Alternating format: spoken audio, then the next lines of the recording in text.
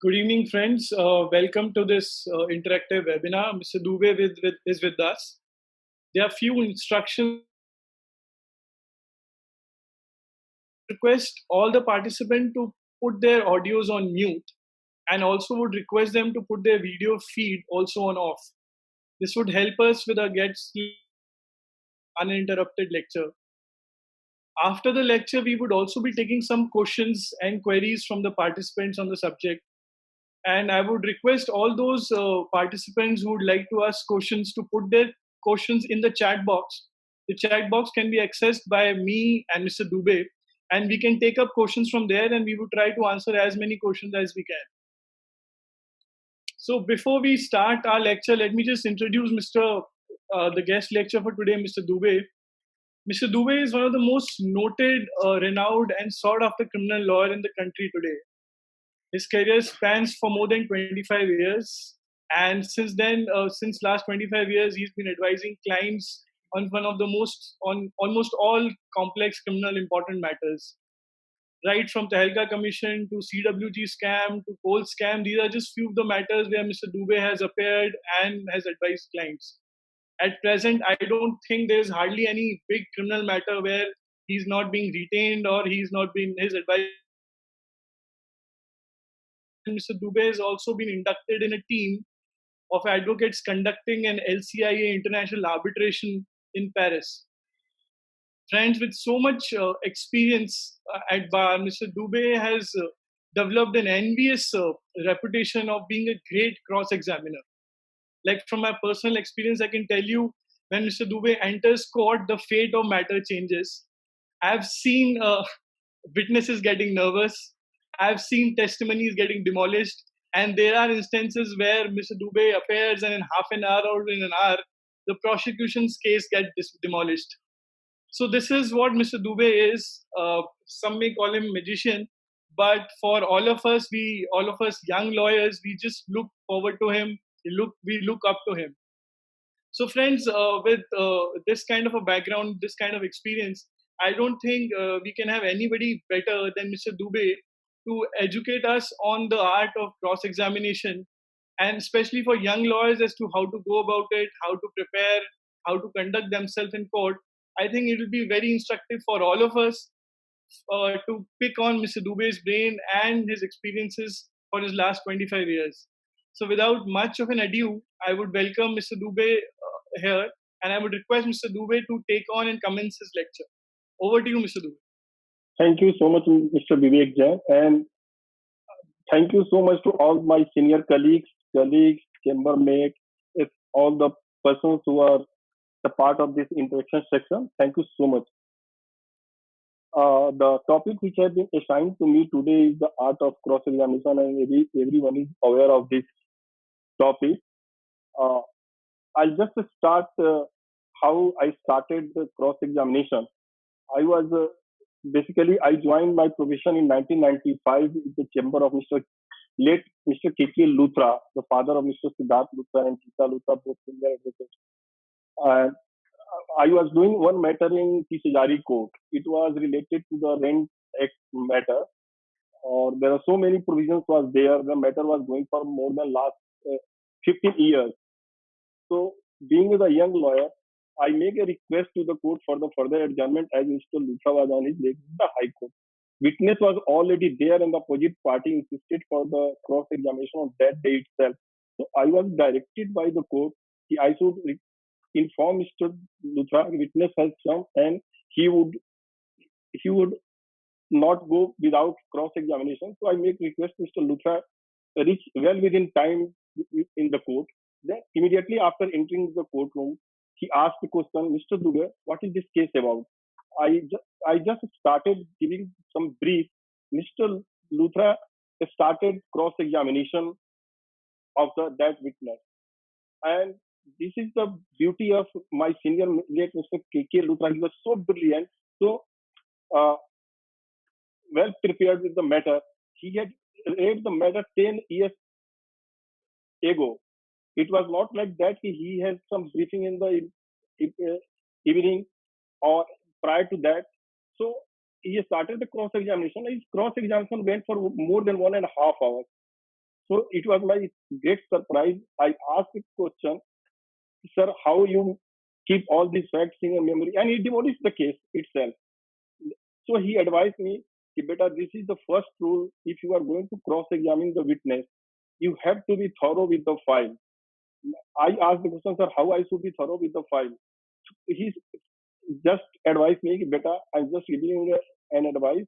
You first phase for preparation of your matter, you should be slow reader of the file.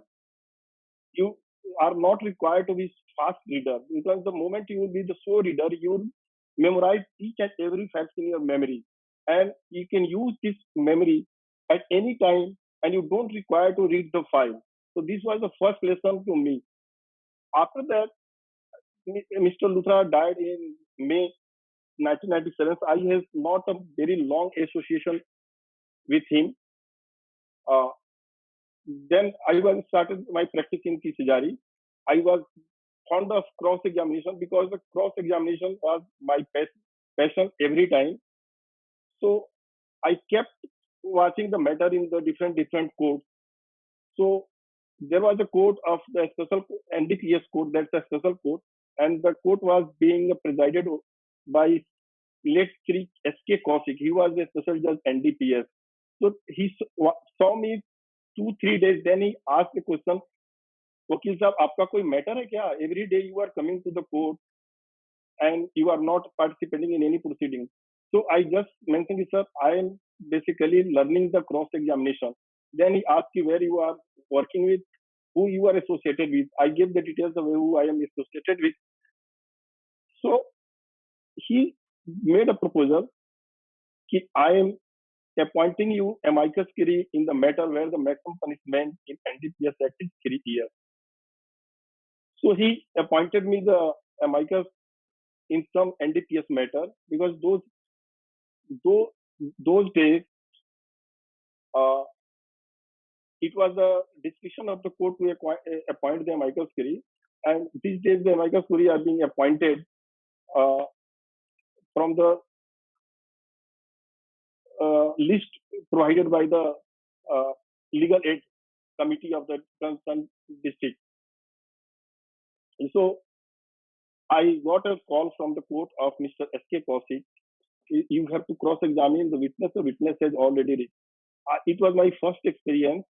I never cross-examined the witness pertaining to NDPS or any witness in my entire career. So I asked I asked a question, some question, friend of mine who was doing so many matters in the related to the NDPS. So he advised me to just go and cross-examine on the point of section 42, 50, 55, 57, 67. I was not familiar with all these sections. So those days I was maintaining Bajaj Chetak, second-hand Bajaj Chetak, and I became the pillion rider. One of my friends was driving from Patiala House to Kisijari Court. I started reading the section. After reading the section, when I entered into the court, I started the cross-examination. The cross-examination was not as per the satisfaction of the court. So Mr. Kaushik advised me, Mr. Dubey, I'm just giving you some tricks, and you follow these tricks. There are 17, 18 questions which can be asked every time from all the witnesses. So he started asking the question on my behalf. The first day he cross-examined. The second day he says, you start the cross-examination. So I examined. He said, you have made 3-4 wrong questions you have formulated. That was not the proper way for the cross-examination. You amend yourself. After a week time, then I started my own with the assistance of the presiding officer itself. So Mr. Kaushik helped me a lot in the cross-examination. Then he started giving me the matters where the minimum punishment is 10 years. So this is how my journey for the cross-examination started. Now, friends, we are coming back to our topic. In our topic, my first suggestion, as per my experience, my first suggestion to the lawyer, that you prepare your brief. How you prepare your brief?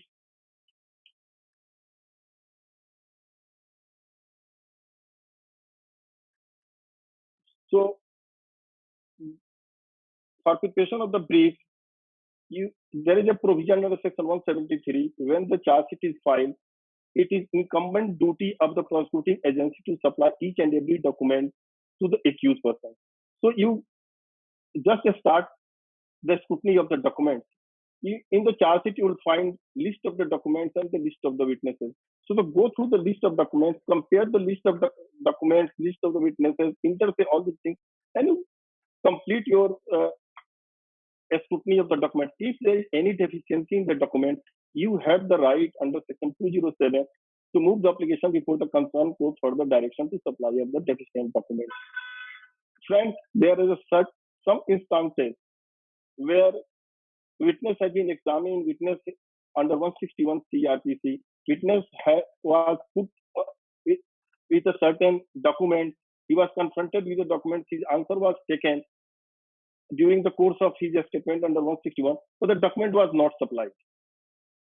The other circumstance, there is a search and seizure memo. The investigating agency has had basically seized 8 to 10 documents, but they choose not to file all the documents. They file only 2 to 3 documents. And then the case is, sir, this is not the reliable document. We are not going obliged to file this document because it is the stand of the prosecuting agency whether we will file this document or not.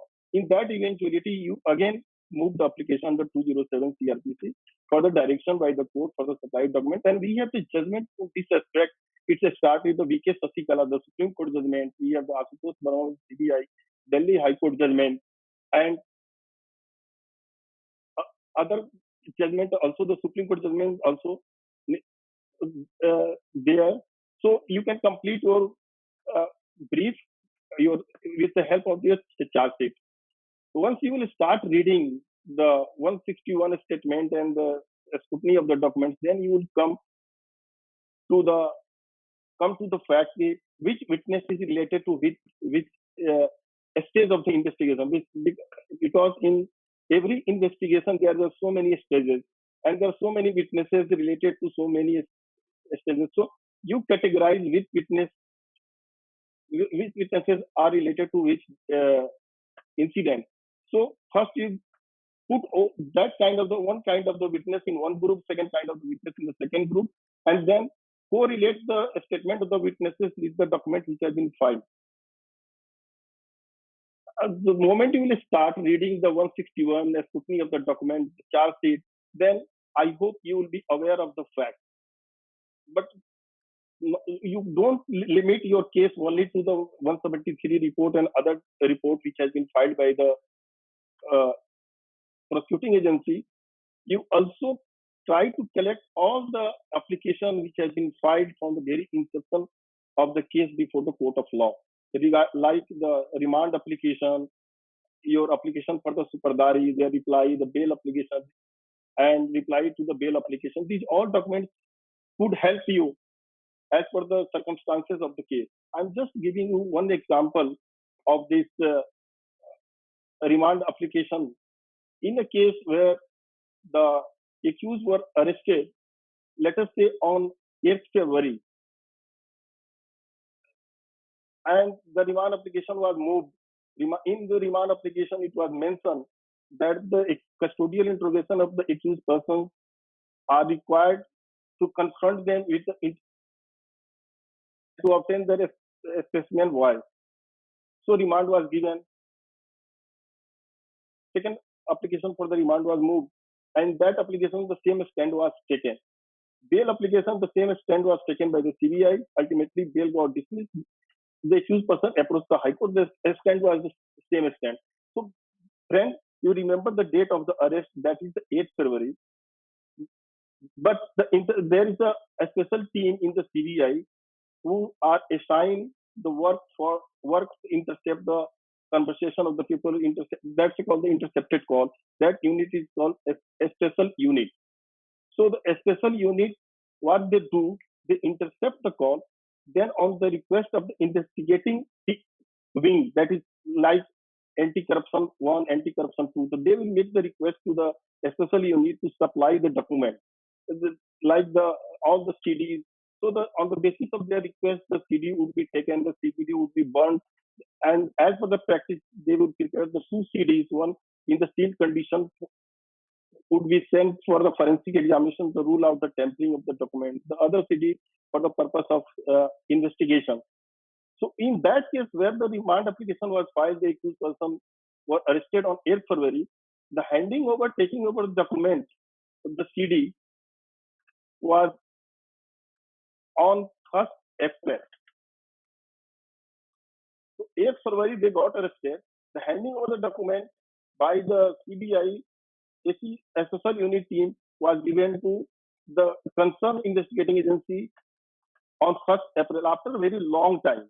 So the question would be where they got the CD at the time of the remand to confront the accused persons with the conversation, so-called conversation. When the person concerned from the ACU entered into the witness box, I asked the question with the gentleman, Mr. X, have you supplied this document to the investigating team prior to 1st April? He says no. Did you give access to any of the officers of the investigating team to enter into the private room where there was server and the logger? No. Did you have any correspondence? No. Did you compromise with the document with them? No. So have you supplied the CD? No.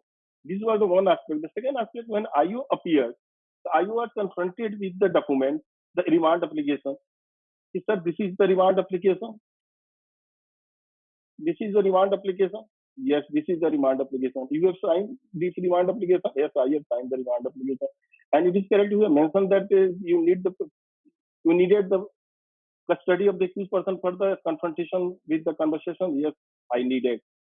So, is it correct that you first time the CBI received the remand, the intercepted call on the 1st April? Yes. So, where you got the CD on 8th February or 9th February for the purpose of confrontation? So, IO was not having any answer. He was completely blank. He started making some excuses. So, this and the entire case was based on this electronic and tape recorded conversation. So you can demolish the case. And the case was demolished on the basis of the remand application. It was not demolished on the basis of the charges they had filed. So you can develop the case on the basis of the so many documents. You cannot limit. So in cross-examination, you can use any kind of the documents which are not the part of the charges. You can go beyond the documents which have been supplied to you at the time of the charge sheet. The second stage, my friends, are the charge. There is a procedure for framing of the charge. So you must be clear at the time of the cross examination what is the allegation mentioned in the charge. Nowadays, there is a trend. The judges are passing very detailed order on the charge. They say 50 pages, 100 pages, 150 pages. And then at the time of the framing of the charge, what they are saying, keep pursuant to the order on charge, this charge is framed, and this order will be the part of the charge. So the charge, basically, the charge would be the 150 pages order also, because the order on charge will merge with the charge. So it is very difficult for the defense to find out what are the charges are, because everybody knows the order on charge is the submission by both the parties and on the legal aspect or the factual aspect, and this is the finding of the court. The finding of the court cannot be the charge. There is a specific provision of charge, and you must be knowing what is the charges, what is the crux of the offense. Once you are knowing all these facts, then you are clear in your mind what is the case, what is the charges. You have already made the preparation, so you have already made the grouping of the witnesses. So by all these methods, you will be the master of the fact. For the purpose of the cross-examination, the examiner must be the master of the fact. Every fact should be on his fingertips. He should not forget anything. He should prepare the detailed notes on each and every aspect. So this is all these things which I have explained, that is pertaining to how you become the master of the fact for the purpose of the cross-examination. Now the second aspect, friends, this is the provisions. there are three types of the witnesses who will depose in the.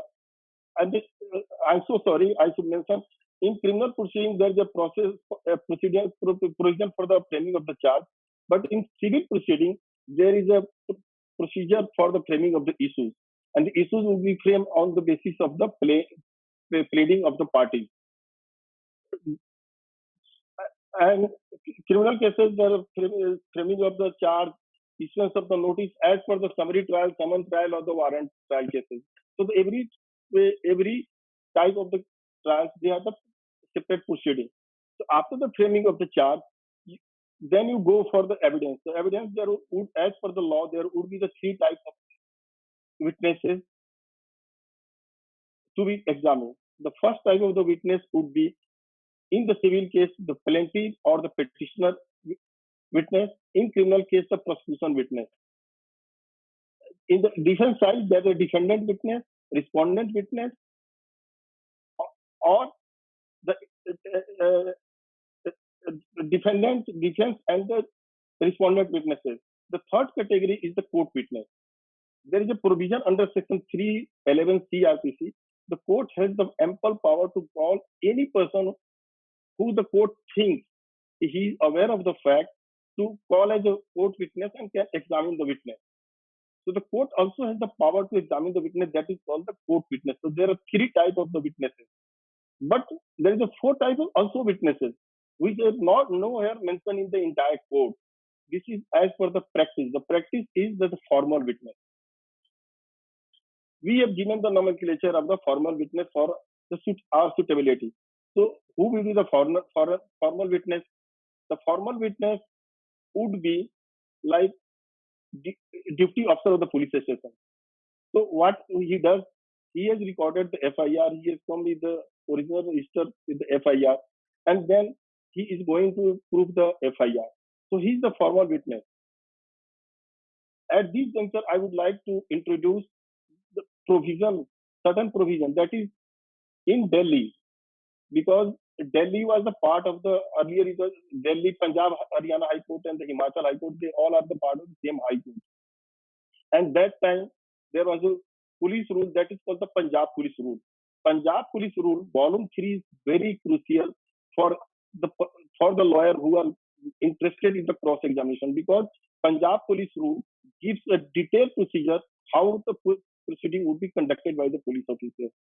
In Punjab Police Rule, there is a provision to maintain the register with the police station. There is a register called A, register called B, register C. There are so many registers. So what I'm saying, what is register A, what is register B? Let me give some brief idea about register A, register B. Register A, register B, if there is information to the police station that there is a commission of the crime, that would be registered in the register A. If there is a miscellaneous work like the arrival, departure from the police station, submission, deposit of the case material, all these things, that would be maintained in the register B. So if the information is entered in the register, there will be the numeral number. Like you must have seen in some cases DD number 13A. In Delhi, the terminology is DD number, that is the Delhi diary number. In other states, it's called GD number, general diary number. So if there is a noting of DD number 13A, meaning thereby this information was registered at the serial number 13 in register A. If entry number is 13B, meaning thereby this information has been registered at serial number 13 register B. You will find in so many cases, despite their having the information for the commission of the cognizable offences, either they have left the alphabet A or B in the DD, or they have mentioned register B. So why they have mentioned register B or they have left either A or B? There is a reason, because at that relevant time, there was no space in the DD register. So these all are manipulated subsequently. You can prove by way of summoning of the document. This is the one aspect. The second aspect I'm trying to convey to you all, like the formal witness.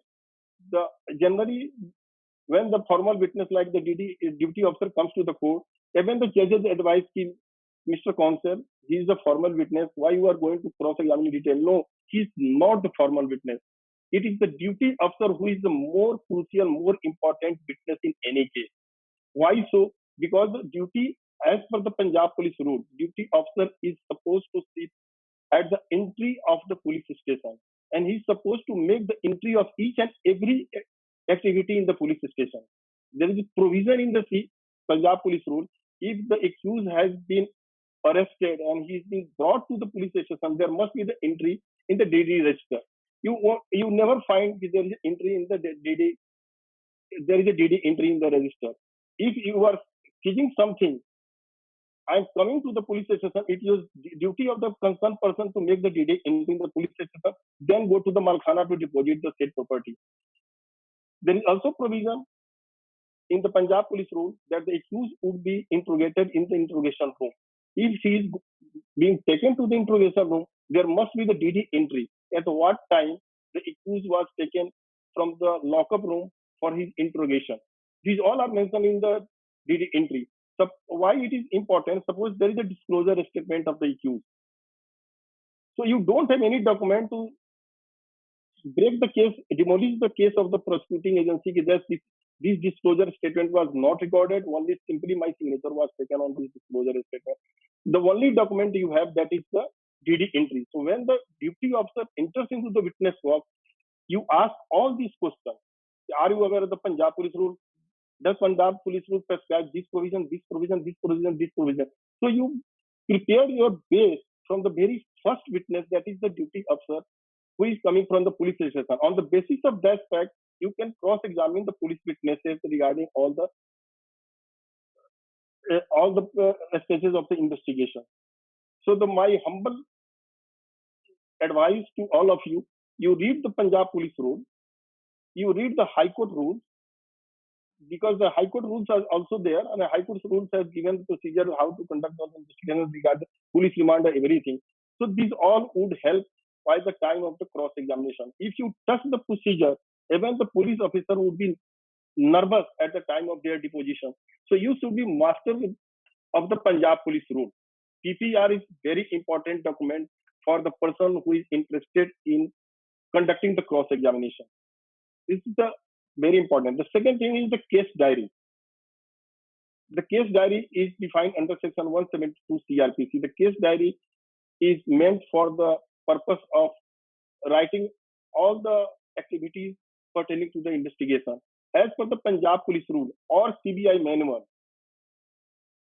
the investigating officer is supposed to write when he started the investigation, what he did, what time he concluded, when he started recording the disclosure statement of the accused person, when it was concluded.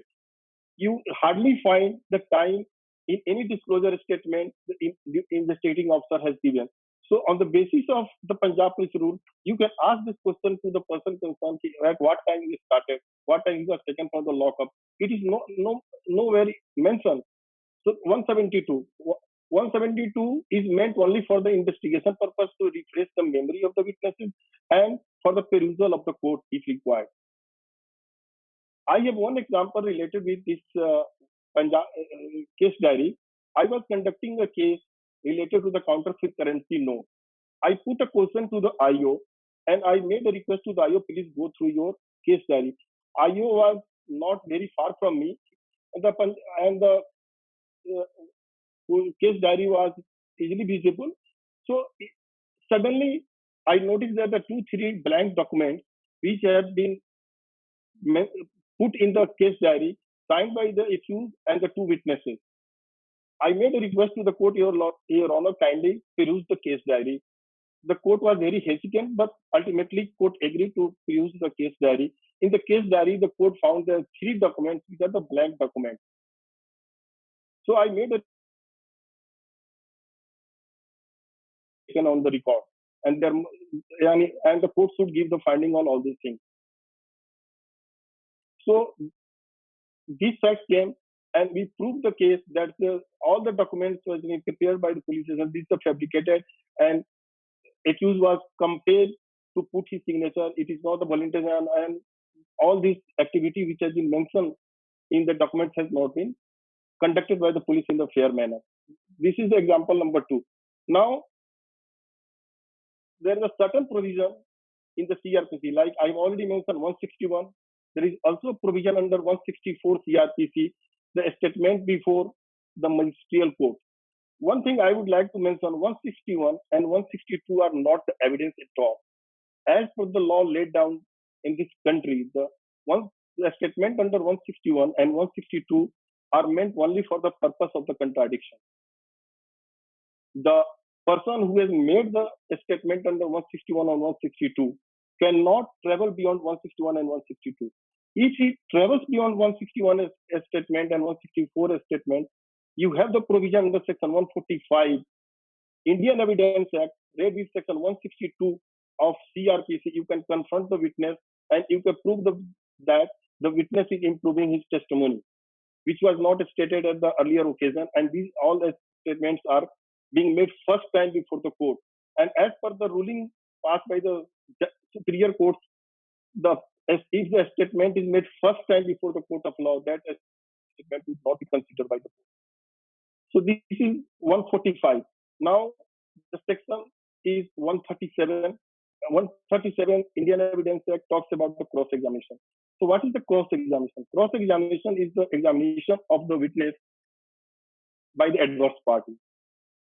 138 defines examination in chief, cross-examination, and the re-examination. Re-examination basically for the purpose of the explanation. Then there are two more sections. That is 141. That is the leading question. Is defined the leading question. 141 Indian Evidence Act and 142 the provision for the putting the leading question. Why I am mentioning this leading question? Because there is a reason behind all these things. When the examination in chief is recorded, the prosecuting agency or the person who is leading the examination in chief cannot put the leading question. If he wants to put the leading question, he has to take the leave of the court. He has to satisfy the court why the leading question is being put. If the court satisfies that, then court can permit him to ask that particular leading question. Even the court permit, you can raise your objection. So the leading question is not permissible to be asked at the time of the recording of the examination in chief. The second is the electronic record. In the electronic record also, you can raise the objection. If the electronic record is not supported with the certificate under 65B or the Banker's Book Evidence Act, as per the situation, you can raise the objection regarding the admissibility of the document. The third objection would be the author of the document. If the witness who is being examined is not the author of the document, he is not aware of the document, he has come only to identify the witness of the document, you can raise the objection.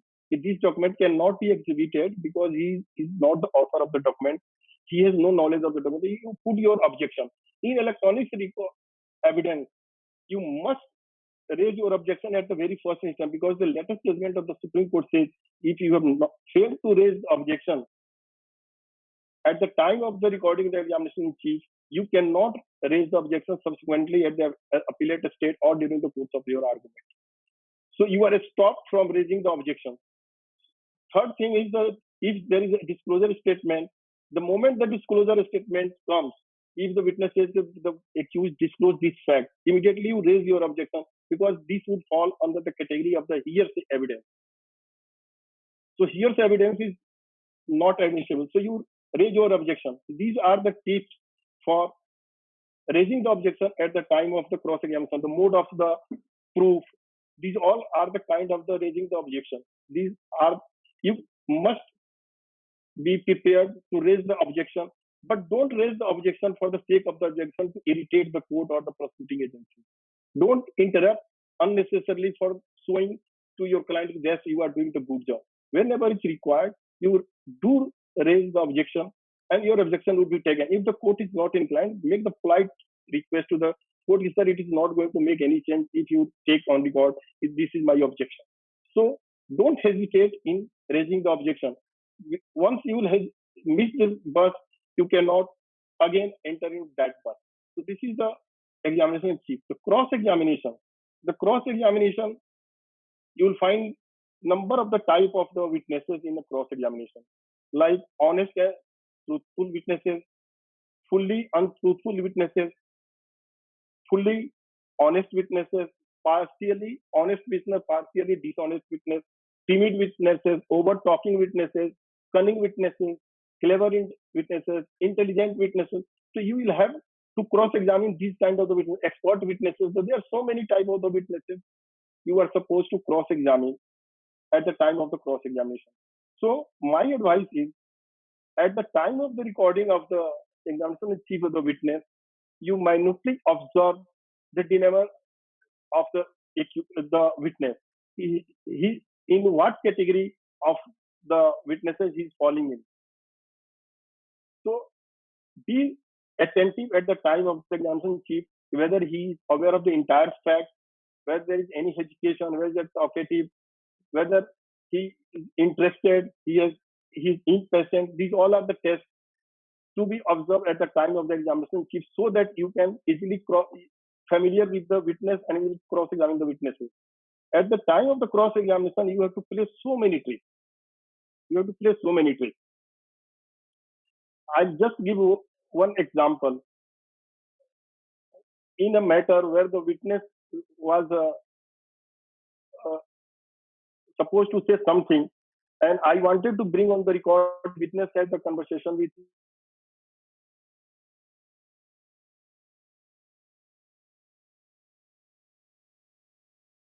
the crux of the conversation. He was very hesitant. So what I did, I had the CDR of one person in some other case. It was not related to this case. I had already given the CDR to one of my juniors. When I put the question, I immediately instructed my assisting counsel to please take out that CDR. So in the CDR when he was talking about this gentleman. So he come under the pressure, and my junior immediately took out the CDR, but the CDR was not pertaining to that particular case. So he immediately admitted the fact, yes, I have talked to him, and this was the crux of the conversation. So you can play these kinds of the tricks also at the time of the cross-examination of the witness. You will also find the witnesses who are more interested in the giving the explanation. They are very talkative witness.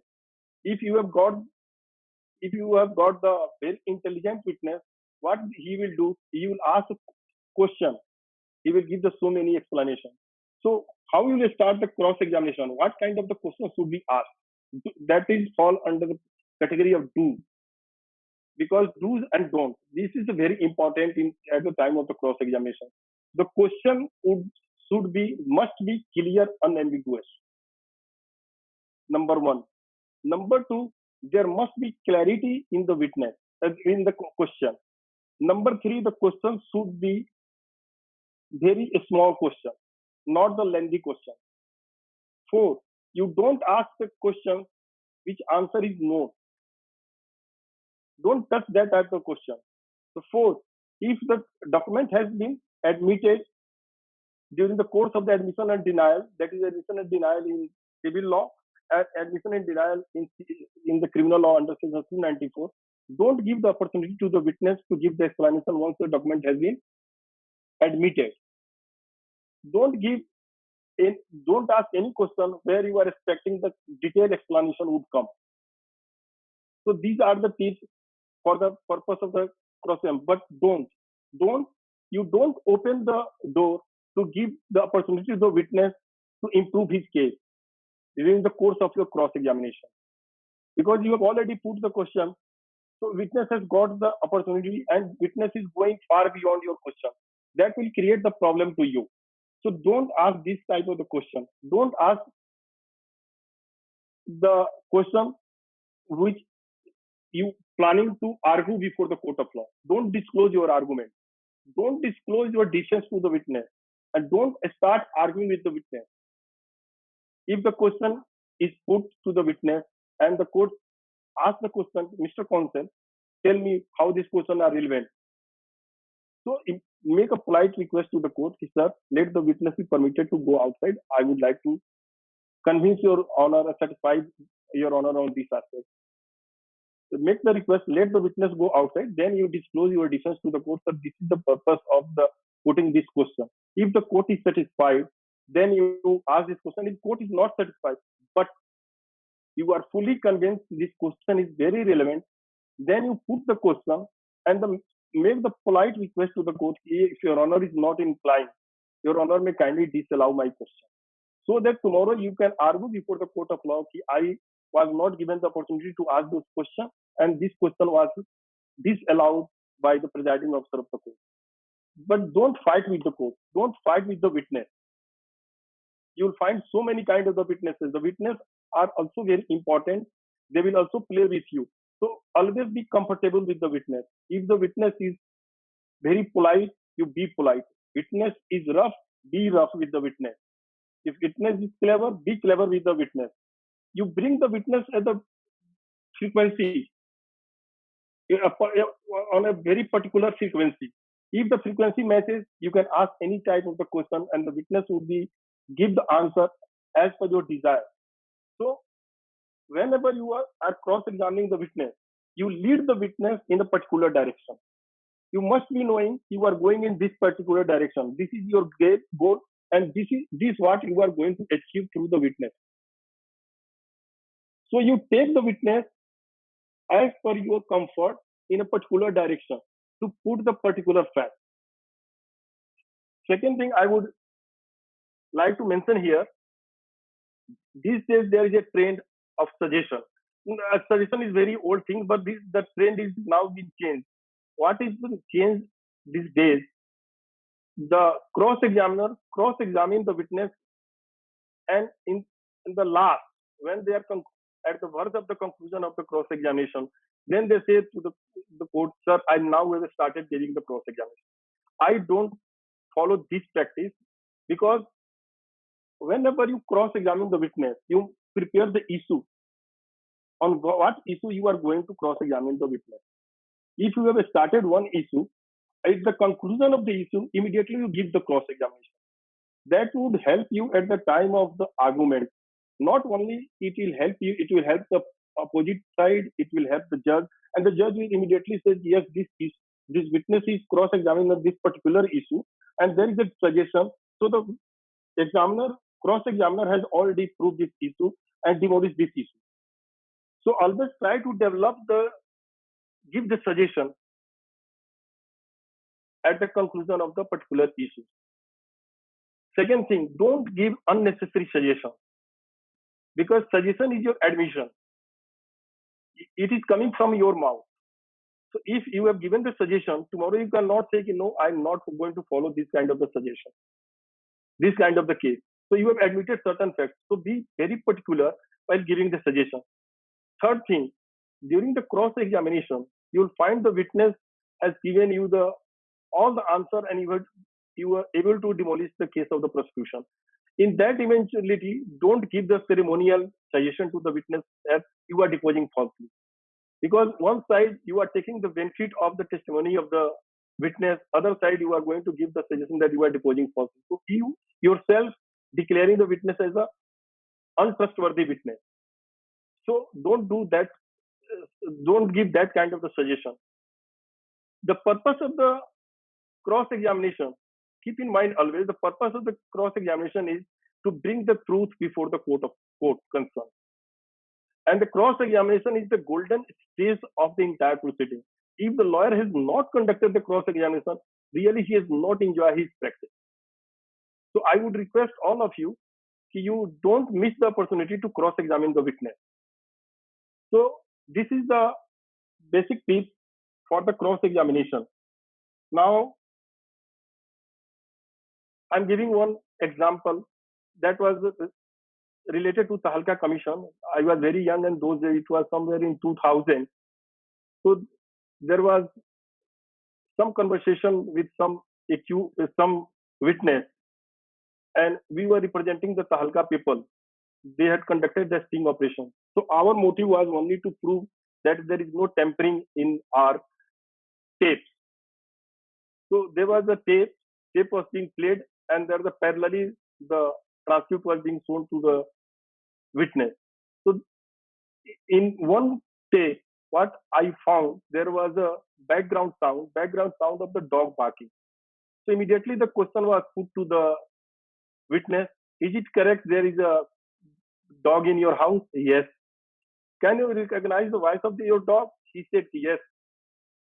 And when is it correct when the dog was barking, you were conversing with Mr. X? Yes. And these were your conversation? He said yes. Then immediately we put the suggestion, sir, I'm suggesting that these all are of your conversation. He says, yes, this is my subject. I'm admitted. So point X to X, the entire conversation was admitted. So our duty was only to prove that the whatever the sting operation was done, there was no tampering in the tape recorder or the material. So this was the only goal. This was the only goal, and we achieved. So this kind of the cross examination, you have to play with the code. So these are the examples. The third example I will give, like uh, in civil law, I would like to suggest one more thing. You must go the entire pleading. Why entire pleading? Because at the time of the cross examination in chief, you can raise the objection. This is coming beyond the pleading. You can easily raise the objection. At the time of the cross examination, you can confront the witness. Have you mentioned? Have you mentioned the plaintiff? Have you mentioned this fact in your pleading? He will say yes. Then you confront. It is not fine there. So this is the improvement. So you have to demolish the case of the witness. So for demolishing the case of the witnesses, you have to place so many tricks. You don't confine yourself on one aspect. Now the expert witness. I'm touching the expert witness. And one thing I would like, before going to the expert witnesses, I would like to, if you go to the sequence of the sections in the Indian Evidence Act, you will find how it is being incorporated. The starting is the relevancy, then admissibility of the evidence, then you will find the relevance, the proof of the document, then the primary and secondary evidence, then the examination, cross-examination, the re-examination, what kind of question could you ask, how you will impeach the witness. So there are so many things.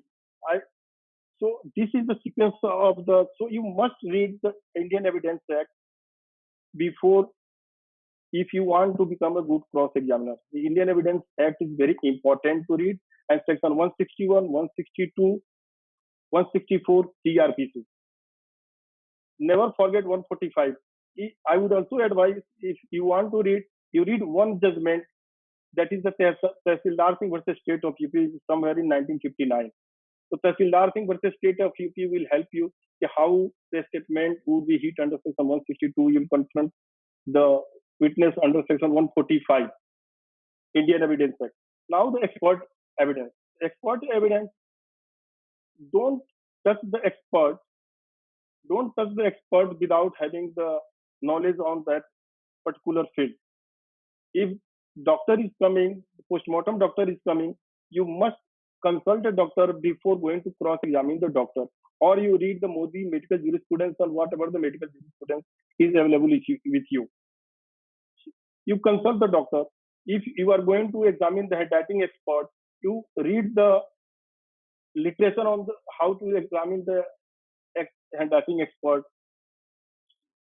If the person is coming for the forensic science laboratory, on the tape recorded conversation, you read all the literature and the judgment, Ram Singh versus Colonel Ram Singh.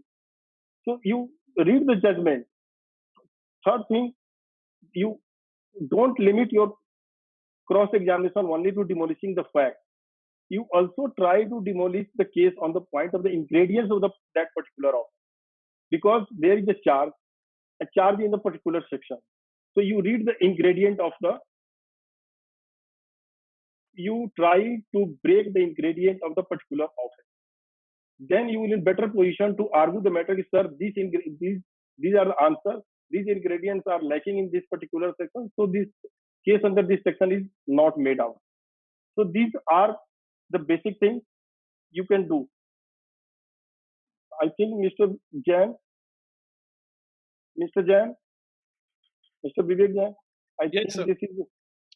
So thank you, sir, for this beautiful exposition on the art of cross-examination. It was very instructive, very insightful, and I hope all young lawyers and participants have taken notes and would be benefited from your suggestions and advices. I personally really enjoyed the incidents and tidbits you've given of your court experiences. We really liked it. I think now we throw it open for participants to ask questions. And I think, sir, we have a few questions already. So may I just read these questions to you, sir? And if possible, could you take some queries and questions and try to answer that? I'll try my best. So the first question is a very interesting question. The question says that there is a very renowned and intelligent prosecutor in Bombay who tutors almost every line of his witness, and he takes examination in chief in parts. How to stop it? See, so far as the tutoring of the witness is concerned, now the law has been changed. The law says even during the course of the exam, recording of the examination in chief, the witness can refresh his memory. And if you have the evidence that is the witness is being tutored, if you have any evidence, to just bring this fact before the court of law. You ask this question at this time you are there in the office of the public prosecutor. So what you can do, if you are dead sure that yes, there is a tutoring and he has made the person at the concerned place, you just try to obtain the call location of the gentleman. If you have the call location of the gentleman, you can easily say at this time you are in this area, and this area is situated where the office of the public prosecutor is situated. You are sitting with him. So these kind of the things you can say, but the tutoring you can. It is very difficult to demolish that if the witness is a tutor. You can only cross-examine the witness, and during the cross-examination, you can demolish that. You can establish the witness is tutored witness. Thank you, sir. Before I take another question, I would request all the participants to switch off their audio and also videos. I think it will make quality of our audio output better. Now, sir, we have a second question from Vaibhav sir. He he asks, in what circumstances can the case diary be seen by a defense witness? If never, then can it be mandatory for court to see the same? What are the checks and balances to secure accused right? Case diary at any stage cannot be seen by the defense witness or the defense counsel. Law will settle on this aspect. At the inception, I have already mentioned the case diary is meant only for the prosecuting agency and for the purpose of perusal of the court. So if you have any doubt on the case diary, you make the request to the court. You ask the question to the IO, and the IO is avoiding, the concerned person is avoiding the answer. Then you make the request to the court to let him he refresh his memory for the case diary. Let him say whatever he want to say from the case diary, but there is no law which permits the defense witness or defense counsel to peruse the case diary. Thank you, sir. So there is another question which is coming up now. So Shubham Lokhande, he asked, sir, how to balance between not giving a chance to witness to explain the case and also getting the contradictory statement out of him. So I would repeat the question again. I got your question. See, recently I was cross-examining a witness. He was a very intelligent witness. Earlier he was an accused, then he's turned as an approver in the matter. The witness was so smart, he was volunteering after every answer.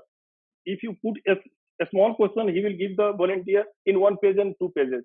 So the best way to balance the volunteer statement explanation to the witness, the speed of your question should be very fast. You don't give the gap even to the witness or to the court, because under section 165 Indian Evidence Act, the court has the power to ask any court question, and you cannot cross-examine on the question put by the court without the leave of the court. So don't give the space. Your speed should be very fast.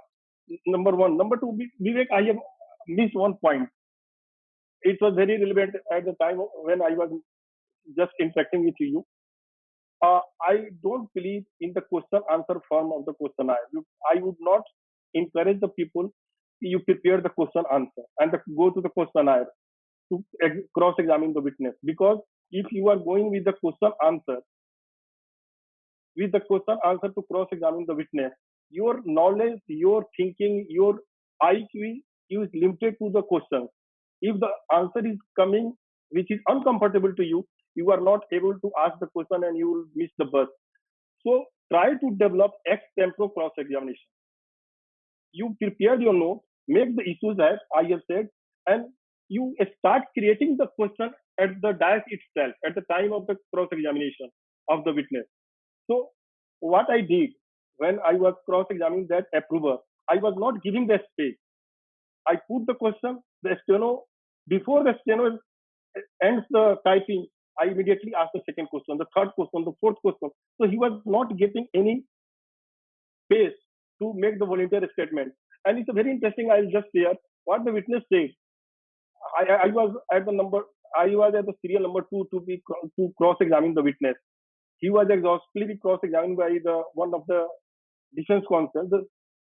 At the time of the lunch break, what did he say? Sir अगर आज जो है defer होता है तो mister Dubey cross करने आएंगे, इनके क्रॉस के लिए सर कल का डेट ले लेना टीपी से. टीपी आज मैं क्यों कल का डेट ले लूं? क्योंकि सर मेरे को तो कल इनको जब ये क्रॉस करेंगे मुझे दूध पी कर आना होगा और बादाम खाकर आना होगा, पूरी तैयारी के साथ आना होगा.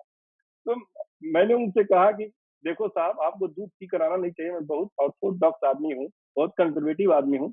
दूध पीकर जाना अशुभ होता है. तो आप अपने घर से घर वाली को बोल देना कि आपको अखरोट खिला दे और दूध घी खिलाए, जिससे आपकी मेमोरी बढ़ेगी. इन एनी केस मैं 15 मिनट में आपको ब्रेक कर दूंगा. तो I put the pressure on him कि मैं आपको डिमोलिश कर दूंगा. So he was under lot of pressure. He was not getting any space to make the voluntary statement. And I demolished his case within 15 minutes. The one aspect, I demolished his case under 15 minutes. So you have to be very aggressive also, familiar with the witness, and you don't. Again, my answer would be: don't give the space to the witness to think, or don't give the opportunity to the court to ask the court question for any clarification. Number 3, if you have achieved the goal, you have got the favorable answer, you will stop there. Don't exceed further, because I just give an example. There was a case where the driver logbook was being examined. In the logbook, there was a time was mentioned at this time the accused was there like 10 to 12 p.m. He was there in particular hotel. When the witness came, I just give the suggestion कि I am putting a suggestion कि time जो आपने लिखा है वो time आपने CBI के कहने पे लिखा है और सीबीआई के ऑफिस में लिखा है. उसने कहा सर एक सही है. मेरे साईओ साहब ने कहा कि टाइम तुम रजिस्टर में बाद में लिखो. तो मैंने वहां पर उसी समय मैंने उस विटनेस को वहीं पर रोक दिया कि भाई my purpose is achieve and I approve there is a forgery in the government document. Next. So there's another question which is coming up now. The question is, can an application under section 91 CRPC be moved at a stage of cross-examination from production of documents from the witness? Of course, even 91 can be moved before the framing of charge. There is a judgment of Nitya Dharmadhikari of the Honorable Supreme Court, Justice Uday Lalit's judgment. And it says that if the police is in the position of the document, you can move the application to section 91 CRPC, and that document would be considered at the time of the charge. Even those you have the power, because the 191 says at any stage, if the documents are relevant necessary for the just decision of the case, you convince the court, and there are so many judgments, you can maintain your application under section 91. And during the cross-examination, you can use any kind of the document. So another question we have is whether complainant's counsel does not have any right to cross-examine witnesses. If PP has missed certain important question, what should the counsel of complainant do? You write the question, give to the PP. PP would be obliged. PP will not have any choice except to ask the question. You write the question, or if the PP is not agreeing, then you submit the questionnaire to the court and just get the instruction from the court, or otherwise you discuss with the PP why you are not asking this question. The PP will advise you why this question, whether this question are relevant or not, or is it damaging. Because the complainant questions generally are the biased person. They are representing is the affected party. So there would be some bias. The PP is the person who would be the neutral person, as we have been taught, but generally they are not. Thank you, sir. So there's another question. I think it's a relevant question. The question is, what are the broad differences in cross-examination in civil and criminal case? In what circumstances suggestions are to be given in civil case? You can give the suggestion only on the basis of the pleading you have mentioned. You cannot go beyond the pleading in the civil cases. And one more thing, you don't give the suggestion if you don't have the defense. Third thing I would also like to add here, you cannot take the defense first time in your 313 statement. If you are going to take a defense in the 313, so you have to put the question to the witness at the prior to recording of your 313. So another question, what is the remedy when witness either dies or is become unapproachable after recording a part of their cross-examination, especially when the cross-examination was going in your favor? What would happen to the cross-examination already recorded? So unfortunately, even it is in your favor, but you will not get the opportunity to the cross-examination is still not concluded. So his testimony won't be considered by the court. Yes, sir. Yes, Vivek, carry on.